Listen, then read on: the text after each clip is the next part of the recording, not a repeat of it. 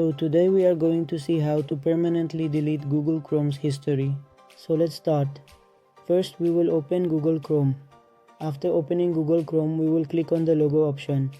After clicking on the logo option, we will click on the Gmail option. After clicking on the Gmail option, click on Manager and Google account on the second number. After clicking on Manager and Google account, click on Data and Privacy on the third number.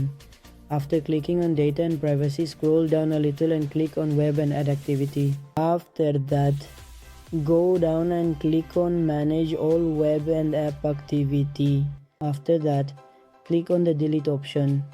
After clicking on the Delete option, set it to Always. After setting it to Always, select All and then click Next. After clicking Next, delete it and then our Google Chrome's permanently history will be deleted. If you like the video, don't forget to like, subscribe and comment.